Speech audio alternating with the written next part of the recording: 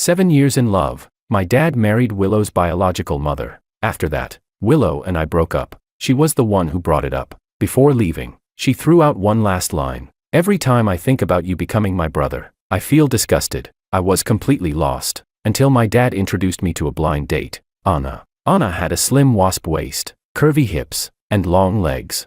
With a face that hit every point of my aesthetic preferences. More importantly, she was very young.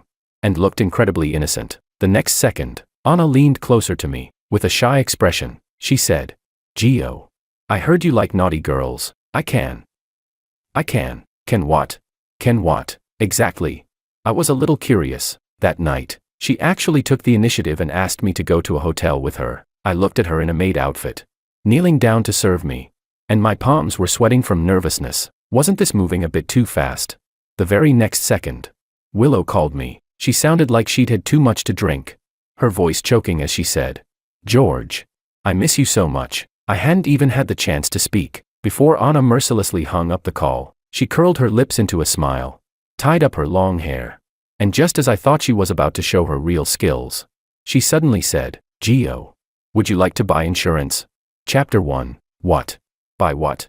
I looked a little dazed. Anna's pretty cheeks were slightly flushed, and her fingers were still massaging my legs. She said, "Gio, I've been serving you for so long. Wouldn't it be bad if you didn't buy some insurance?"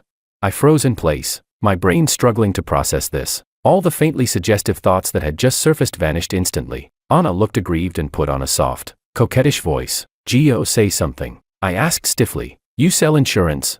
Anna nodded. "Yeah, the boss said you like naughty ones. If I don't try harder, I'll get fired." I was speechless. I kept my face tight, not daring to admit that I'd mistaken her for my blind date. So I could only say, "Fine, give me one of every insurance you have." I bought every policy she offered. Anna beamed with joy and said, "Thank you, Gio. You're such a great person." I said coldly, "Next time, don't dress so slutty. If you sell insurance, at least look like an insurance agent, like some rookie model." Anna smiled sweetly. "Sorry, there's nothing I can do about that. My looks are from my parents. Don't mind it too much, Gio." I was choked by her words again, then raised my hand with difficulty. "Go on. Get out." Anna kept bowing, grabbed the coat she'd taken off, and hurried toward the door. Just before she closed it, "Wait," I called. Her eyes lit up. "What is it, Gio? Is there something you don't understand about the insurance?" I held a black card between my fingers and smiled. "How much is your monthly salary?" She said, 3 or 4,000 when there's no sales." "If there are sales, it's hard to say," I replied. "Why don't you quit? I'll support you." Anna was clearly stunned. Then her face reddened. That's not very appropriate. I'm not that kind of woman." I slapped the black card down in front of her. "Spend freely." Anna stared at the card. "But, when you put it that way, I guess it's not impossible." I couldn't help laughing. At least she was honest. She asked, Then what do I need to do?" Anna sounded nervous, stumbling over her words. I said, "Just go back for now." Anna clutched the black card and nodded repeatedly. Watching the door close, I rubbed my temples in frustration. If the first mistake, bringing Anna to the hotel, was an accident, then what was it that I'd just done by offering to keep her? My mouth had been faster than my brain. There aren't many women these days who fit my exact aesthetic. I'll just think of it as paying for a service. After sorting it out in my head, I quickly called my assistant and sent over Anna's business card. I said, "Investigate her. I want detailed information." Chapter 2. You really never know until you look into it. And once I did, it scared the hell out of me. Anna was only 18. A full 12 years younger than me. I instantly felt like I was committing a crime. My expression was hard to describe, and then I discovered she hadn't even graduated from high school yet. Suddenly, the idea of keeping her felt way too rash. The next second, Willow called again. I didn't answer. I hung up directly. A month ago, on our 7th anniversary, Willow and I broke up. She was the one who initiated it, because my dad married Willow's biological mother. She couldn't accept it. I told her this was between the elders. What did it have to do with us? Willow said, "Every time I think about you becoming my brother, I feel disgusted." That sentence completely shattered me. 7 years of feelings just broke apart like that. I was completely out of it. No appetite, no energy, drinking and chatting with my buddies every single day. After I mentioned Willow for the 100th time, my friends were speechless and helpless. They didn't understand. One of them said, "Why are you this miserable? There are so many women in the world, aren't there enough for you to choose from? If Willow broke up with you for that reason, it just means she's stupid. Wasting yourself and drinking over a woman like that, not worth it." That's when it hit me. I've got money, looks, and a successful career. What kind of woman couldn't I get? When I got home, I ran into my dad, the one I'd never gotten along with. Normally, we ignored each other completely. This time, though, he grabbed me and called out affectionately, "My good boy." It gave me goosebumps. I said coldly, "Please talk like a normal person." Dad let out a breath. "George, are you trying to piss me off on purpose?" I asked. "What do you want?" I didn't remember our relationship being close enough for greetings. My dad cleared his throat, looking awkward all over. "I didn't mean to ruin things between you and Willow." The way he said it made it sound like I couldn't tell right from wrong. Truth was, I never blamed my dad or Willow's mother for the breakup. Even if we hadn't broken up this time, there would have been another reason sooner or later. My dad said, "How about I introduce you to someone new? I've got a friend who happens to have a daughter, the kind of beauty that brings disaster. A real deadly femme fatale." Wait, are a beauty that brings disaster and deadly femme fatale really supposed to be used like that? He went on. "Don't you like beautiful women? I think that girl's pretty good." I was exhausted at the time and didn't bother arguing with him. Growing up, he'd never done a single reliable thing for me anyway. But the next day, after I woke up, I thought about it again. I decided to give it a try. Maybe it'd help me forget Willow. Call it detox. Instead, I mistook the wrong person and thought Anna was my blind date. I stood there regretting it for more than 10 minutes. Packed up and left the hotel. When I got home, I didn't expect to see Willow sitting at the dining table, eating. Her mother looked extremely awkward when she saw me. Flustered, she said, "Sorry, I didn't know you'd be back today." She hurried to get me a bowl and utensils. I waved my hand. I already ate outside. Then I went upstairs without looking back, as if Willow wasn't even there. Still, I found it a little strange. Hadn't Willow sounded drunk on the phone? Now she looked perfectly fine. I soon found out why. I scrolled through a mutual friend's WeChat feed. She'd posted several videos. Willow was playing truth or dare with a group of people. She drew dare and was told to call her ex-boyfriend and say she missed him. Willow did exactly that. Luckily, my call got cut off. I didn't play along, so Willow had to take a punishment. The guys around her took the chance to force several drinks on her. The next round, she drew dare again. This time, she was told to kiss any man present. With drunken, hazy eyes, she picked my close buddy from high school, Makoto, ignoring everyone around them.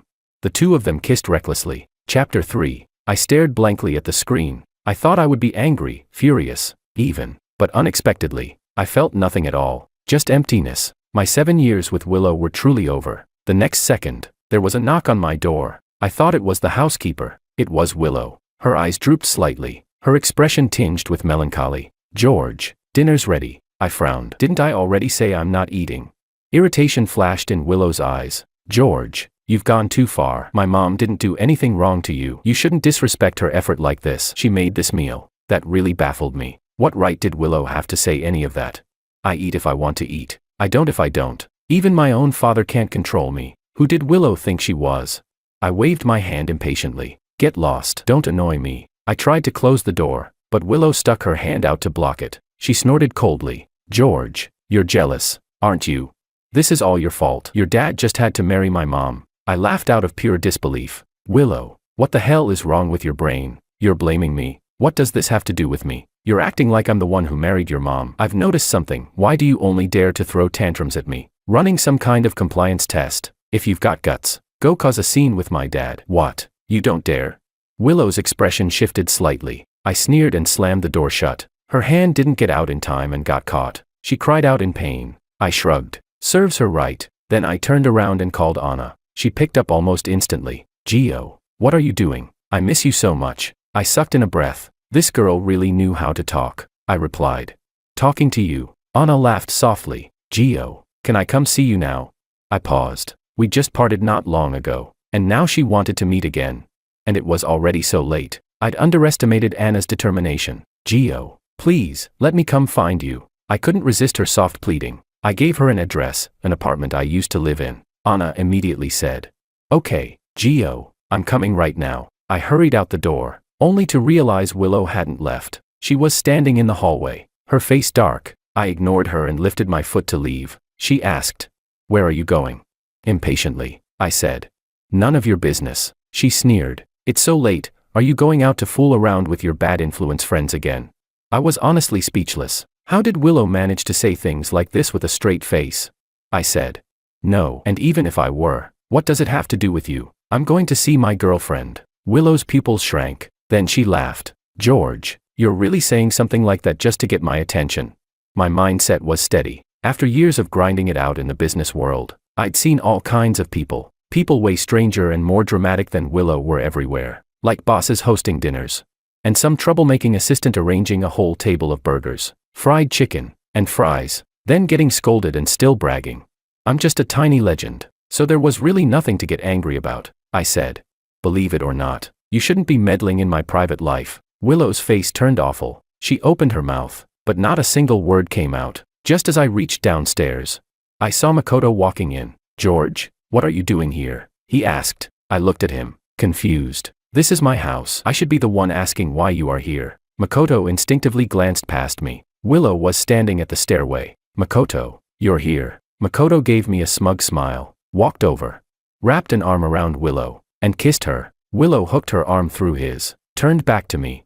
Her voice cold as she stared me down. This is my boyfriend. He came to see me. Chapter 4. I nodded, stopped paying attention to her, and pushed the door open to leave. I missed the brief crack in Willow's composure. Who Willow chose to be with had nothing to do with me anymore, as long as it didn't disgust me. When I arrived at the apartment, Anna was sitting obediently by the door, waiting for me. The sight made my heart itch a little. Hearing movement, Anna looked up at me, the light in her eyes visibly brightening. Gio, why did you take so long? I knocked earlier but you weren't here. I curled my lips into a smile. I had something to take care of and stepped out. Anna refused to let it go and dove straight into my arms. I missed you so much. She hugged me tightly, which made me both amused and helpless. We just met. How much could she really miss me?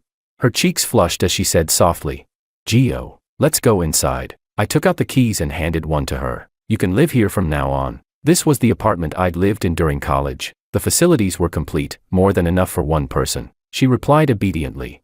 Okay, I'll listen to everything you say, Gio. Listening to how clingy she sounded, I couldn't help thinking, if she'd put even a fraction of this effort into her job, she probably wouldn't have been on the verge of getting fired. The night passed quickly. Later, I got up to take a shower. Not long after I went in, Anna suddenly called out, Gio, your phone is ringing. At this hour, I had no idea who would be calling. Hang up, I said. She answered loudly, okay. When I came out of the bathroom, Anna was apologizing frantically. I'm sorry. I think I caused you trouble. I raised an eyebrow. What kind of trouble?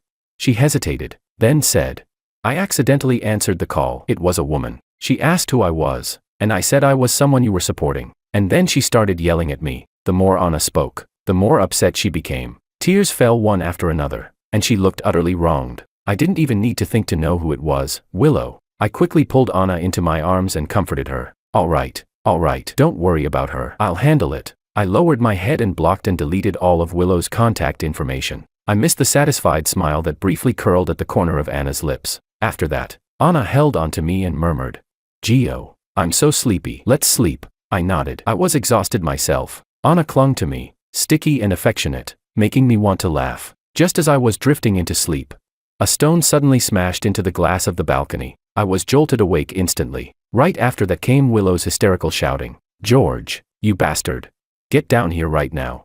Chapter 5. I frowned slightly. Anna clung tightly to me and asked, Gio, who is that? Should we call the police?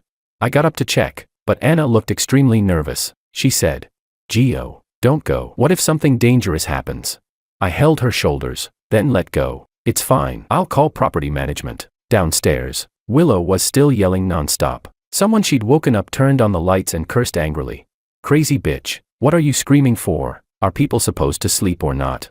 Willow shouted back. Get lost. My boyfriend is sleeping with another woman.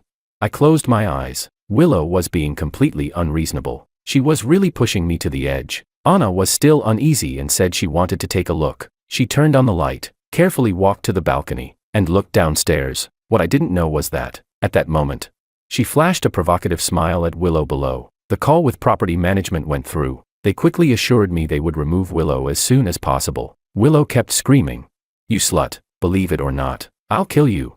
Anna put on a terrified expression. Gio, I'm so scared. As she spoke, she buried herself straight into my arms. My brows were tense, and there wasn't a trace of sleepiness in my eyes. Willow was finally driven away by property management. Anna, still in my arms, looked utterly wronged. Her voice trembled as she asked, Gio, who was that? She was so scary, I said coldly. No one, just a cheap bitch. I realized I'd been far too easygoing. That was why Willow dared to be so unrestrained. I patted Anna's face. Go to sleep first. We'll talk tomorrow. When I woke up, I went to the balcony. The shattered glass had already been cleaned up by Anna. Gio, come eat breakfast. She had thoughtfully prepared everything already. After eating, I said softly, I need to go home and take care of something. Anna behaved well and didn't cling to me. She said, okay, I'll wait here for you to come back. Gio. Before leaving, I kissed her. As soon as I got home, I saw my dad and Willow's mother drinking tea together. When they saw me, their expressions changed. As if I were some kind of stranger, I ignored them and went straight to Willow's bedroom.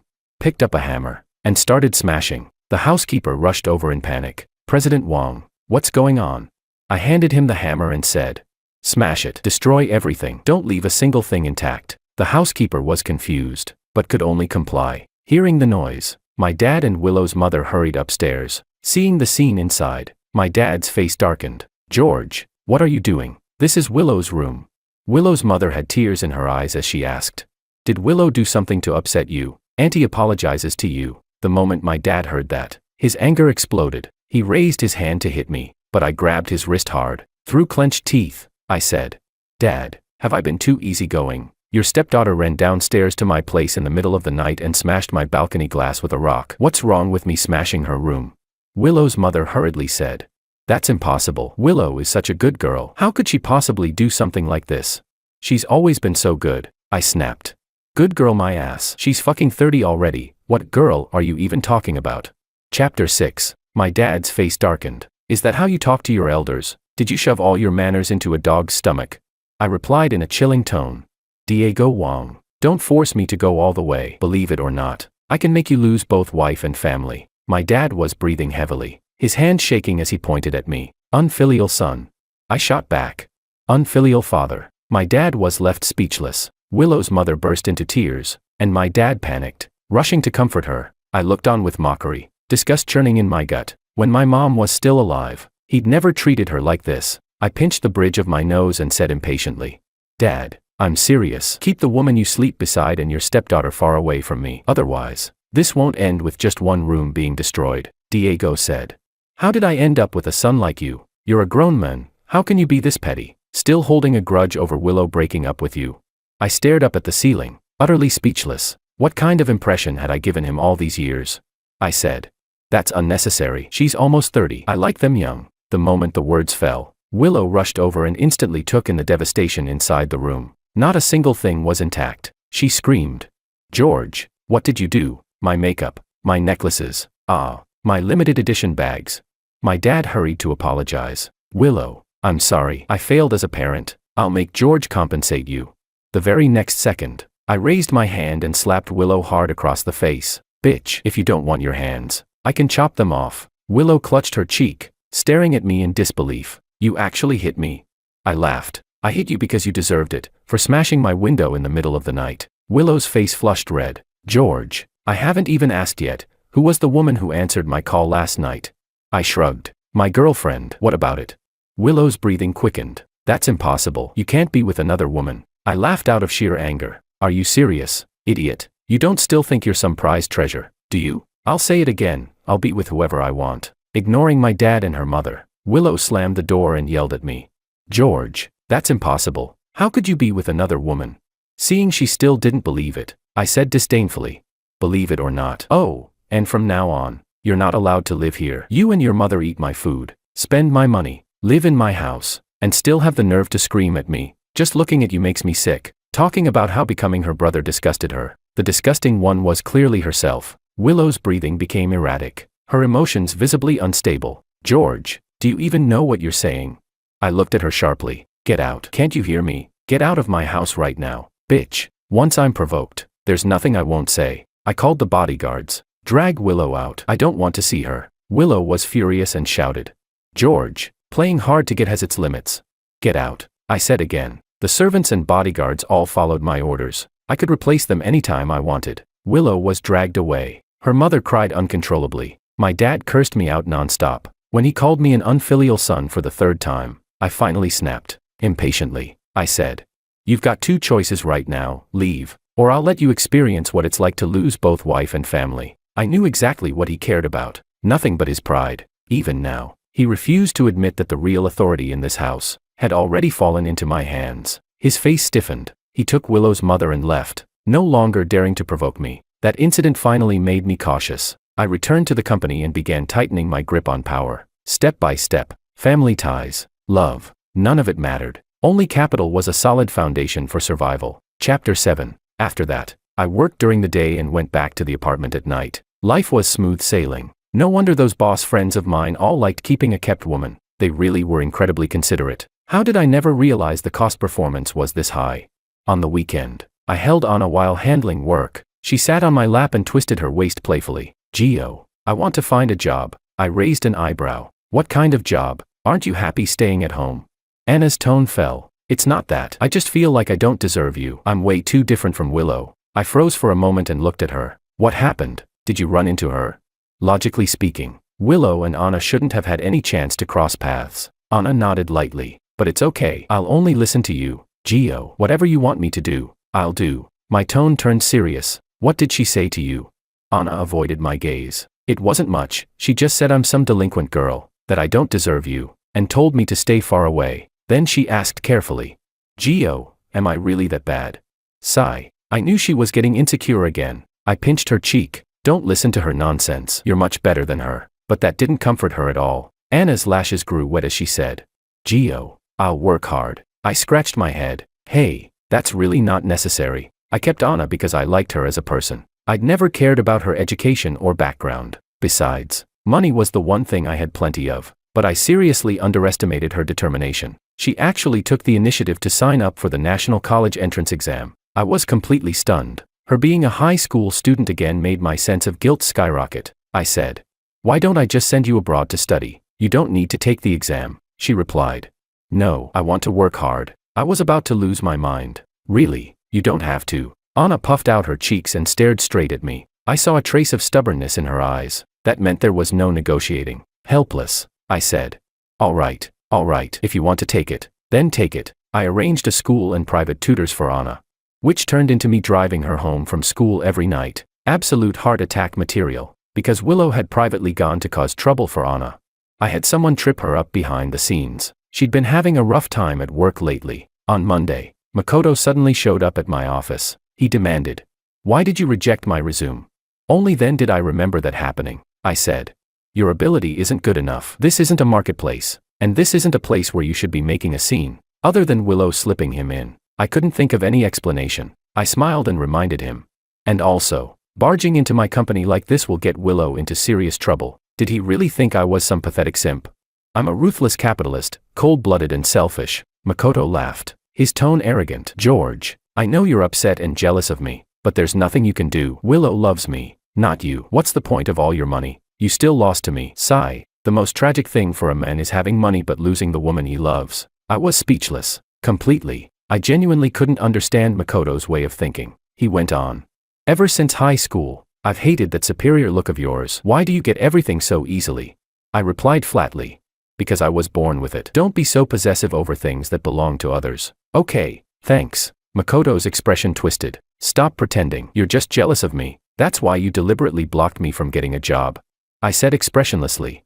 Makoto, not qualified means not qualified. Your ability is the problem. I treat everyone the same. All right, I'm here to make money, not to run a charity. Why wouldn't I spend money hiring someone competent? Jealous of you, my ass. I called my secretary. Come here. Someone broke into my office. Also, check who let him in and fire them immediately. If someone dangerous got in, how would anyone's safety be guaranteed? Makoto's face twisted as he shouted. I'm Willow's boyfriend. If you do this, what will she think of you? I replied calmly. Even if you were her biological father, it wouldn't matter. Chapter 8. Makoto was dragged away. I stared up at the ceiling, speechless. That couple really loved trespassing. Truly a match made in heaven. Breaking up with Willow was absolutely the right call. Thinking back to how I'd once been confused and miserable over her, I felt nothing but second-hand embarrassment. So bad my back broke out in a cold sweat. That evening, just as I was about to go pick Anna up from school, my dad called. He told me to come home for dinner. I agreed and had Anna take a cab back on her own. I never had much of a temper toward my dad anyway, It was easy enough to sit calmly at the table and eat with him. What I didn't expect was that Willow would be there too. My dad was unusually warm toward me this time. That was, until he said, "Your aunt is pregnant." I glanced at Willow's mother. She looked delighted. Expressionless, I said. "Abort it. I only allow one existence in my family, me." My dad froze, as if he'd misheard. "Abort it," I repeated. His face turned ashen, but he swallowed it down and said, "George, that's your own younger brother." I laughed. "We don't even know if it's a boy or a girl yet. And since it hasn't been born, under our country's legal system, it doesn't count as a person." A chill ran through my dad's body. He realized I was capable of anything. Willow's mother panicked and looked pleadingly at Willow. Willow said coldly, "Makoto and I have already broken up. Do you really think this is interesting?" I leaned back in my chair and replied calmly, "Willow, if you don't have a mirror, use some piss to take a good look at yourself. What do you think you are, acting wild in front of me?" A flicker of panic crossed Willow's face. She accused me. "George, why are you always like this?" I just couldn't accept our situation at first. I shrugged helplessly, not interested in arguing with her, as far as I was concerned. Once we broke up, everything between us was over, especially since she was the one who ended it. The important thing now was the baby. I said, "Dad, you know me. I don't like having siblings. The moment I imagine someone trying to fight me over inheritance, I get the urge to cripple them." I tapped my fingers on the table and sneered at him. "So, do you want to abort it now? Or give birth to it and let me make sure it spends its whole life bedridden? You taught me this yourself. Every man for himself, or heaven strikes him down." My dad's face was tightly drawn. He couldn't accept that I'd turned out like this. "George, this child is part of the family," he said. I replied coldly, "Dad, you never had this kind of expectation for me. When I was 3, I had a severe fever that wouldn't go down. To scam insurance money, you locked me and my mom in a room. You nearly killed us." My dad shot to his feet, panic written all over his face. "That's impossible." I smiled. "You think a 3-year-old shouldn't remember things, right?" I lowered my head and continued eating, my tone light. "I remember it perfectly. As for why I haven't turned on you yet, it's only because you're still useful." My dad was left speechless. Chapter 9. Willow's mother was utterly flustered. "This is my child. You have no right to decide his life." I looked up at her. "There's another option, divorce my dad." A flicker of hesitation crossed her eyes. I smiled and asked, "Can't bear to give up the wealth and comfort." Willow couldn't stand it anymore. "That's enough. George, how can you be like this? Doesn't your conscience hurt at all?" Willow again. I closed my eyes, stood up, grabbed the chair, and flung it hard. Word by word, I said, "Willow, this has nothing to do with you. I've tolerated you for a long time. Didn't I tell you never to appear in my house again?" Willow was stunned by the impact. She looked at me helplessly, as if seeing me for the first time. I brushed off my sleeve and said calmly, "The food was good, but I'm not in the mood anymore. Dad, I suggest you don't force me to do things myself." My dad let out a deep breath and said nothing. I knew it. He hated me to the core. Deep down, I was far too much like him, but he hated my mother and that political marriage. And naturally, he despised me as well, the product of that arranged union. But there was no helping it. I was still his son. When I got back to the apartment and opened the door, I heard voices. Not Anna's alone. A woman said, "Anna, have you lost your mind? Have I spoiled you too much, letting you behave so recklessly?" Hearing a stranger's voice, I stopped. I wanted to listen. Anna said, "I like George. I love him. As long as I can stay by his side, I'm willing to do anything." The next second, the woman slapped her. She shouted angrily, "Anna, you're being his kept woman. He's just playing with you. When you get old, when your looks fade, he'll abandon you." Anna was breathing fast. "As long as I can be with him right now, that's enough. What exactly do you want from me? I'm telling you, I won't break up with him. I like him. I've liked him since I was little." The woman was furious to the point of physical pain. How could she have given birth to a daughter like this? The two of them moved from the balcony into the living room. Seeing I couldn't keep hiding, I stepped out. The woman looked awkward when she saw me. When I recognized her, I was surprised. "Ms. Sue, President Sue, what brings you here?" I hadn't expected the person arguing with Anna to be an old acquaintance, a former business partner. Anna's mother pulled Anna over and said helplessly, "This is my daughter. I'm taking her home today. She's caused you trouble during this time." I frowned slightly. Only then did I realize Anna's family background wasn't poor at all. The investigation report back then had been far from complete. Anna said softly, "Mom, I'm not leaving. I want to stay with Gio." Her mother was furious. "President Wang already has a fiancé. You're being a mistress." Anna's eyes reddened. On the verge of tears, I spoke quietly. "President Sue, I've already broken up." Then I straightened my expression. Let's talk. Anna was sent out. Only her mother and I remained in the room. I poured her a cup of tea and went straight to the point. I'll treat your daughter well. You have my word. Chapter 10. Anna's mother looked completely stunned. I said, President Sue, I've been with your daughter these past few days. I do like her. We can develop into a proper romantic relationship. It was a spur-of-the-moment decision. Since she likes me, why can't I respond? Besides, Anna doesn't have any obvious flaws, at least none that I've discovered so far. Anna's mother frowned. I know my daughter well. She's stubborn and single-minded. Once she's set on someone, she won't let go. If you get together with her, you won't be able to shake her off. I laughed. Isn't dating always with marriage in mind? You don't need to worry about my ex. She crossed a line. I won't get back together with her. I paused, then asked. I heard Anna liked me from a very young age. How young are we talking?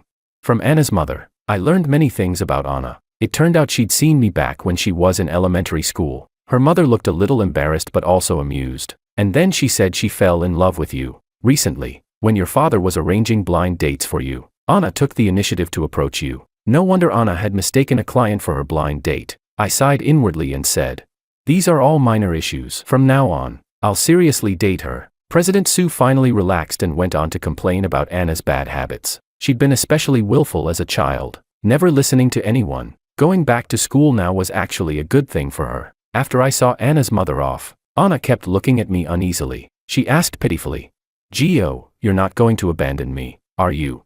I said helplessly, no, I won't abandon you. Only then did Anna relax. She happily went to put on a maid outfit for me to see, praising sinful beauty. I spent the entire night immersed in pleasure. Young girls really do have more tricks. The next day, I was woken up by my dad's call. He said, George, the child's been taken care of, I replied. Oh, and was about to hang up. His voice turned urgent. The child isn't mine. I raised an eyebrow. Any trace of sleepiness vanished. What do you mean? I asked. He said, I was played by that woman. She was already involved with someone else. I was silent for a few seconds. So what are you planning to do? He replied. Of course I'm divorcing her and kicking her out with nothing. Planning a divorce and making her terminate the pregnancy. He was even more ruthless than me. Anyone who made him lose face would be remembered. Of course, he couldn't retaliate against me. I said. All right, I get it. Just treat it like she never existed. After my dad hung up, Willow called again, this time from an unfamiliar number. She said, George. I regret it. Let's get back together. I was speechless. She really took me for an idiot. I said, Willow, you only want to reconcile now because your mom and my dad are getting divorced, right? Her tone was anxious. Yes, that way we're no longer siblings. I laughed again. Isn't it because you can't take advantage of my family anymore? You thought marrying my dad would let your mom get the Wong family's assets, earning money without lifting a finger. Now that hope's gone, you want to grab onto me instead. There's no such good deal in this world. Willow's voice weakened. George, why do you think of me like that? I'm not. Before she could finish, I hung up. So annoying. Whether she had ulterior motives or not, I treated everything as a conspiracy. That was experience. Being cautious wasn't a bad thing. I got out of bed slowly. Anna had already made breakfast and was ready to head to school. Before leaving, she kissed me. Gio, come pick me up tonight. I couldn't help smiling. All right. This kind of life actually felt pretty good. No schemes, no suspicion, just one sincere heart.